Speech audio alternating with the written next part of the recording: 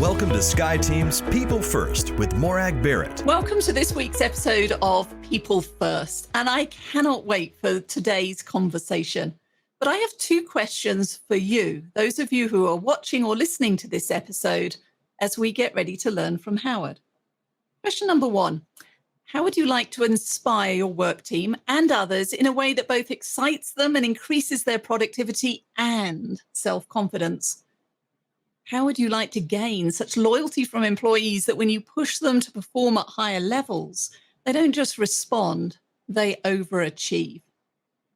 It sounds like a dream, but the truth is it's all possible. And especially today, we all want to feel uplifted, supported, and positive. And that's why Howard's book, Make Someone's Day, is so important. It's all about doing something so powerful and at the right time and in the right way. It's exactly what each of us needs to be able to charge ahead. So why Howard? Well, Howard is a good friend and colleague. He's president of Advanced Learning Group, an author, a speaker, executive coach, and a leadership consultant who strengthens people's and organization through insightful leadership and management programs. He's a member of the Marshall Goldsmith 100 Coaches, has extensive experience in Fortune 500 companies, consulting and designing and delivering executive education. I'm looking forward to tapping into that expertise and bringing his diverse talents and perspective, not just from the business world as an association leader, but also, you can see it behind him, the sousaphone, as a tuba player and a jazz aficionado. So Howard, welcome to People First. Well, thanks, Morag. I feel like I should get the horn out and start a little, toot a little welcome. Well, you should do that. And then I could grab my bassoon, though it takes a little while to put it together. But wouldn't that make for an interesting duet? That should be a show unto itself. It would indeed. Well, so Howard, we had a little bit of a mess up on the video there. So hopefully that's a one-off. So we're going to keep going. But my opening story or my opening question in every episode is all about our leadership journeys. And so when you take a moment to step back in time, you're in elementary school, the teacher comes up to your desk and goes, Howard, pay attention. What do you want to be when you grow up? What was your answer back then? I looked towards the stars. I grew up with the astronauts, so that was where my heart was. Except for some reason, I didn't want to be an astronaut. I wanted to be an astronomer. I wanted to study the stars and planets. Interesting, right? When would have thought that I would just jump right into the spacecraft? Well, maybe, but somebody's got to know where those spacecraft are headed. So astronomy seems like a good alternative. Okay, so do you do astronomy now, or what was the pivot point then that brought you to leadership development? And I know you're actively involved in ATD, thought leader extraordinaire. How do you get from that to this? Yeah, that's a great question. I think I've always been interested in science and the scientific mindset and questions and hypotheses. And I realized that social sciences also provided that same opportunity. So I moved from the hard sciences to the social sciences and moved from there to organizational behavior. Oh, I love it. There's parallels in our journeys, Howard, because for the people who've been following People First, they know I spent my first career in finance, looking at the science and the numbers side of business, but I pivoted into leadership development for the art of successful business, which is the human element. So it sounds like we've both done slightly similar paths that bring us here together. Absolutely.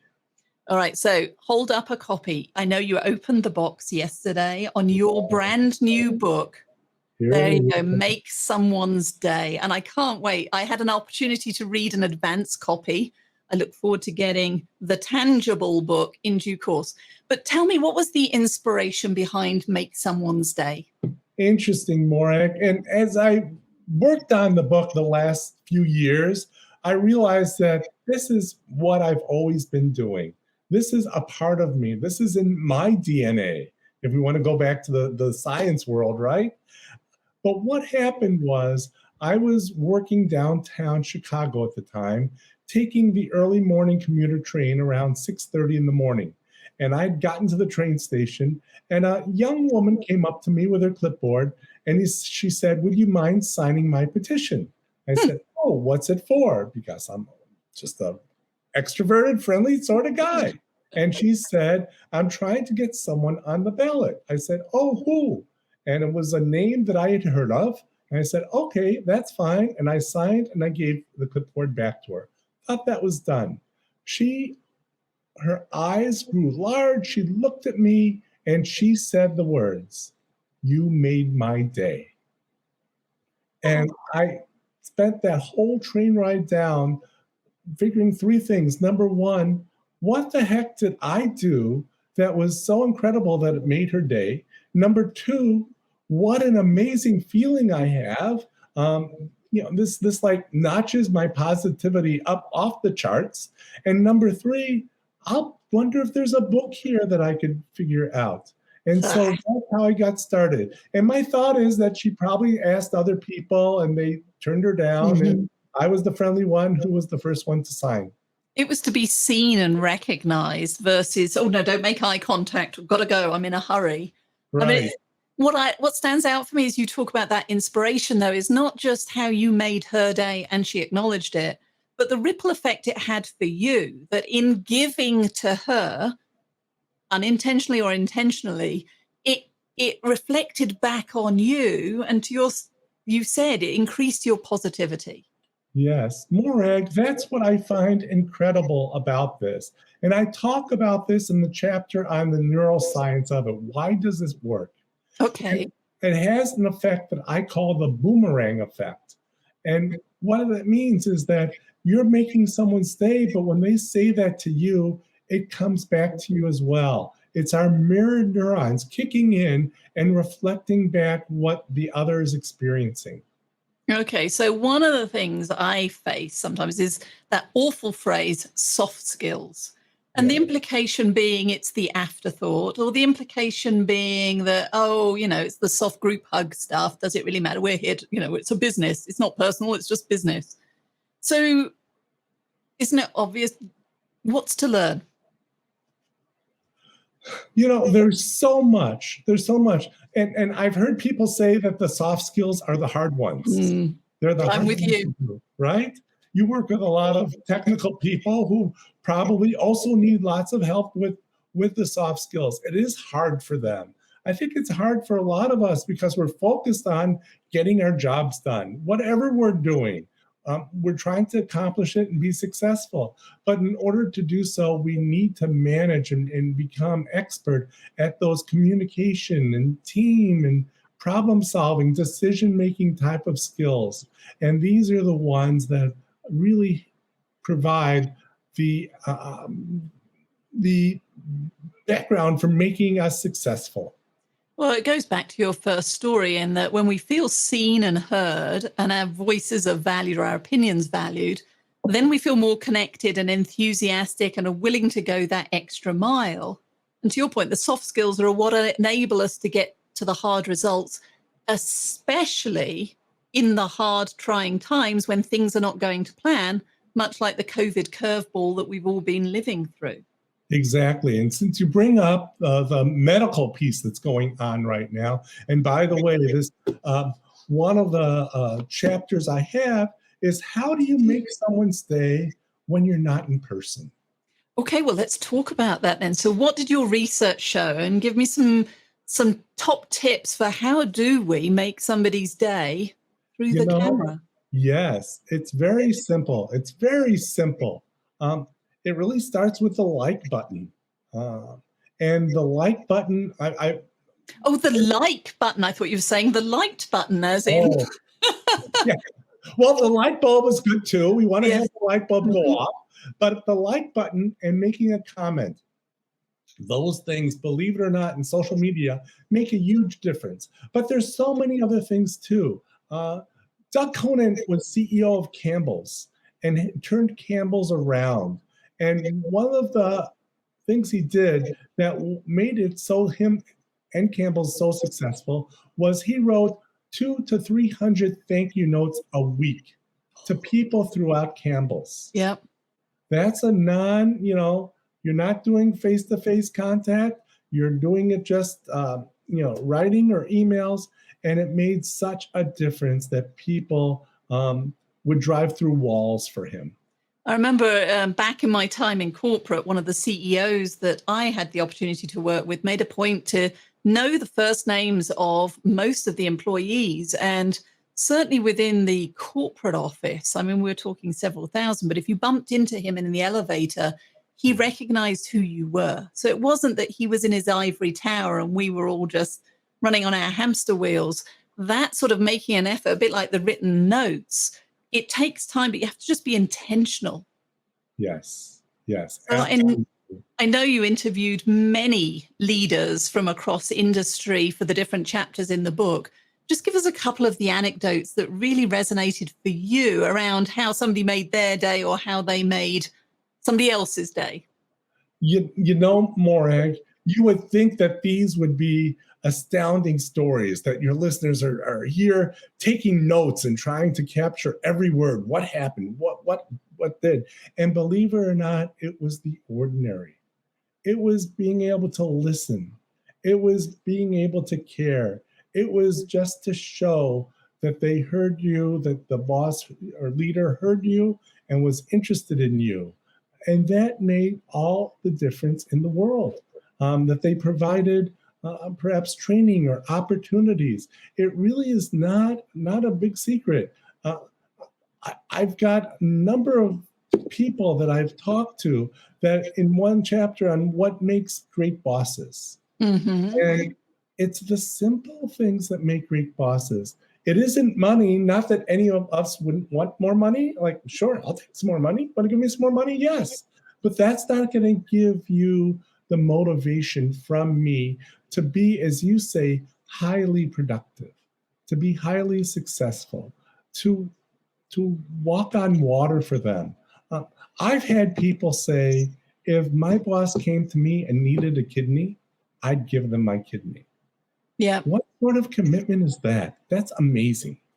I mean, that certainly is one output. I mean, I was talking with a leader today and she commented that her team had just gone through a trying time, and somebody else in the organization had reached out not to, delve into the problem itself, but to say literally, how are you doing? And she was sharing just this morning how that was different, that everybody else was focused on the problem that her team was trying to solve, but that this leader had taken a time to say, and in this stressful time, how are you doing? Not what are you doing? And so it comes back to what you were saying. It isn't rocket science, it's common sense. But often we're so busy running, we just don't do it consistently. We don't pay attention to what might be happening in other people's lives at work and at home and just check in. Yes. That's all it takes, is really checking in, because once you do that, and once the other person realizes that you really care and you're really interested in that, they're going to open up. They're going to be so much more committed, productive, and involved. And we want that. That's what we're trying to get from them. So That's who what you we do. Well, exactly. So who is the book targeted for? It's really so the primary audience is anyone who wants to become a memorable manager. Because don't you want your best managers, to be the memorable ones on the good side, right? Yeah.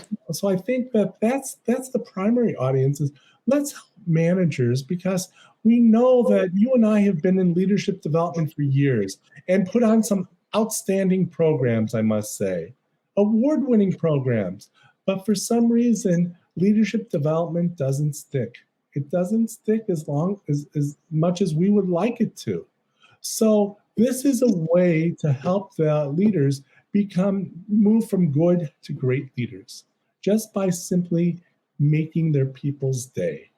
And if they did this on a regular basis, they would have not only strong support, productivity, but they'd have greater retention as well. And that's what we're looking for. So it's really that simple, even though it doesn't seem simple. And I do have a model in the book for people to learn how to do it. Oh, so tell me more. So how do I get better at this then? What's Yeah. the model? Yeah. It's called the VIP model because don't you want others to feel like a VIP? Isn't that Yes. great? So Yeah. VIP stands for view and observe. So view and observe what's going on in the situation right now because make someone's day is in the present. What might make your day yesterday or an hour ago might be different from what you need right now. So view and observe what's happening. Then identify and consider what options you can do. And then finally, you want to plan and act. It's that simple. Help others be VIPs, and you'll be a VIP yourself from doing it. And I think about that because sometimes I'm so busy in my own world, I forget the view and observe. And certainly there's I must do this, but I don't do the plan and act. And I have a story. One of my team was going through something recently, and I had just seen on social media, you won't be surprised by this because there's everything on social media, but there's a company that's set up that it's called Spoonful of Comfort. There you go. I'll do a plug right here. And you can order soup and cookies and bread rolls to be delivered. And I thought, well, I can order that. And it means there's one night where she's not going to have to cook. And so I was like all excited. And then the parcel was delivered. And good news is the cookies and the soup and the rolls tasted delicious. Oh, good. But it's finding those opportunities versus, oh, yeah, I would have done, but I forgot, and seize the moment. Yes. Yes. There's all these opportunities around us every day. And it's just noticing them, finding them, being aware of them. Awareness is always the number one place to start when you're learning a new skill or habit. So do you have another favorite story or moment that you'd like to share? Oh, there's so many. So let me tell you about. We were talking about best bosses. So I've got a couple of stories about best bosses. And when your boss goes away on vacation or on a long business trip, and for them to be thinking about you and your child is truly remarkable. Well, for them to not only be thinking about them, but bringing back something for them, that is just incredible. I've had a couple people tell me similar stories that their bosses went away, and when they came back, they said, "I've got something for you for your child because I know they like one liked soccer, was a big U.S. soccer, football, and the rest of the world fan, and the other one was younger and liked toy trains, and so that thoughtfulness just engendered just greater admiration, trust, and confidence in knowing that you have the right boss, that your boss really knows you and cares about you. That's someone's day moment. I like that one because it's an example of they know you beyond the job title and the task. Again, the what are you doing? And it goes to the how are you doing? It's the ripple effect and the sense of I'm a human at work versus a job title and have you done your project yet? Yes. And these pop up all the time. These opportunities are all around us. I'm talking about the business examples, but there's non-business too. So there's a secondary audience of people who just want to inspire and help others. And to me, that's an important audience too. So that's why I call the book subtitle Becoming a Memorable Leader in Work and Life. Because we want to be around people who are creating memories for us.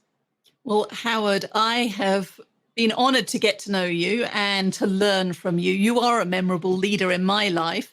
How can people learn more about both Make Someone's Day, but also the work that you do in the programs and the executive coaching that you're doing? Oh, thanks so much, Morag. The easiest way is just to go to my website, howardhprager.com. And you can learn about my business. You can learn about the book. You can order the book. You can find out about my speaking, coaching, whatever you need. And there are resources there that you can download as well. Okay, well, thank you. I'll make sure all of that's in the show notes around this video. And if you are listening and watching this episode of People First with Morag Barrett and Howard Prager, make sure to get a copy of his book, Make Someone's Day. I promise you will not be disappointed. It's inspiring to read the stories and anecdotes from others, but it will also inspire you to how you can make someone's day. Thank you. Thank you so much for joining Morag today. If you enjoyed the show, please like and subscribe so you don't miss a thing. If you learned something worth sharing, share it. Cultivate your relationships today when you don't need anything before you need something. Be sure to follow SkyeTeam and Morag on LinkedIn, Facebook, Twitter, and Instagram.